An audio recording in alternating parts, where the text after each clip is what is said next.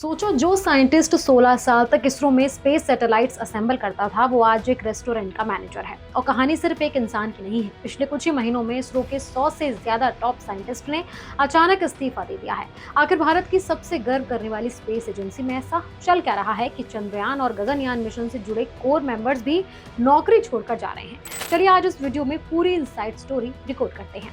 Times of India की एक report के मुताबिक पिछले कुछ महीनों में करीबन 100 से 200 साइंटिस्ट ने इसरो से रिजाइन कर दिया है। इनमें से लगभग 80 साइंटिस्ट बेंगलोर के यूआर राव सैटेलाइट सेंटर से थे और करीबन 20 तिरुवनंतपुरम के विक्रम साराभाई स्पेस सेंटर से।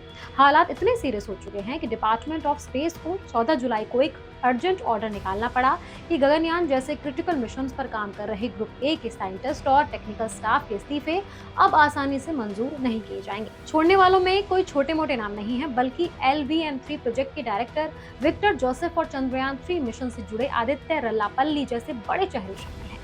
हालांकि इसरो के चेयरमैन वी नारायणन का कहना है कि हर ऑर्गेनाइजेशन में ऐसा होता है और घबराने की बात नहीं है। लेकिन सच तो यह है कि जब एक कोर टीम मेंबर जाता है तो वो अपने साथ सालों का एक्सपीरियंस भी लेकर जाता है, जिससे बड़े प्रोजेक्ट्स लेट हो जाते हैं। अब सवाल आता है कि आखिर ये साइंटिस्ट टिक क्यों नहीं रहे हैं और IIT जैसे टॉप कॉलेजेस के इंजीनियर्स इसरो में जाने से क्यों कतरा रहे हैं। इसका सबसे पहला और बड़ा रीजन है सैलरी पैकेज। इसरो के पूर्व चेयरमैन डॉक्टर M सोमनाथ ने खुद माना था कि जब इसरो की टीम IIT में रिक्रूटमेंट के लिए गई तो करीबन 60% स्टूडेंट सिर्फ सैलरी पैकेज देखकर ही वहां से वॉकआउट कर गए। इसरो में एक इंजीनियर की शुरुआती सैलरी लगभग 56,000 होती है। यहाँ तक कि इसरो के चेयरमैन की सालाना सैलरी भी करीबन 30 लाख रुपए होती है। दूसरी तरफ IIT, NIT या DTU के फ्रेशर्स को गूगल या माइक्रोसॉफ्ट जैसी प्राइवेट टेक कंपनी पहले ही साल में 30 से 40 लाख का पैकेज आराम से देती है। ऐसे में कटिंग एज टैलेंट को रिटेन करना इसरो के लिए बहुत बड़ा चैलेंज बन जाता है। दूसरा बड़ा रीजन है काम करने की आज़ादी और भारी वर्क प्रेशर। इसरो की एक पूर्व अप्लाई नेहा चौहान ने द प्रिंट को बताया कि प्लेसमेंट के समय स्टूडेंट्स को अपना रोल या काम चुनने की आज़ादी नहीं मिलती। कई बार स्पेशलाइजेशन किसी और चीज में होती है और काम बिल्कुल अलग रैंडम तरीके से दे दिया जाता है।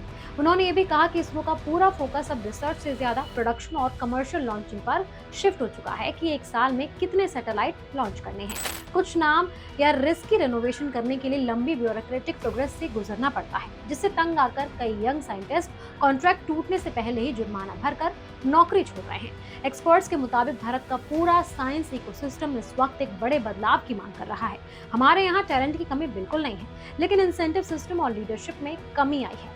आज भी एडवांस मटेरियल्स, सेमीकंडक्टर्स और एनर्जी टेक्नोलॉजी के मामले में भारत, अमेरिका, यूरोप और चीन से काफी पीछे है।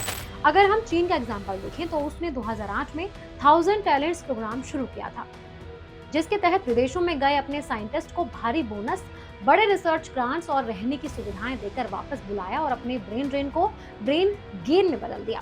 भारत ने भी वज्र और रामानुजन जैसी स्कीम्स शुरू की, लेकिन चीन जैसे बड़े लेवल पर रिस्पॉन्स यहाँ देखने को नहीं मिला। तो दोस्तों, वो इसरो जिसने कम बजट में मंगलयान और चंद्रयान 3 जैसे ऐतिहासिक मिशन देकर पूरी दुनिया में भारत का डंका बजाया, आज वहाँ के साइंटिस्ट का इस तरह जाना वाकई एक चिंता का विषय है। क्या सरकार को इसरो के साइंटिस्ट की सैलरी बढ़ानी चाहिए और उन्हें काम करने की ज्यादा आज़ादी देनी चाहिए? आपको क्या लगता है? कमेंट बॉक्स में अपनी राय जरूर शेयर करें। वीडियो इन्फॉर्मेटिव लगा हो तो इसे लाइक करें, शेयर करें और ऐसे ही डिटेल रिपोर्ट्स के लिए चैनल को फॉलो करना ना भूलें।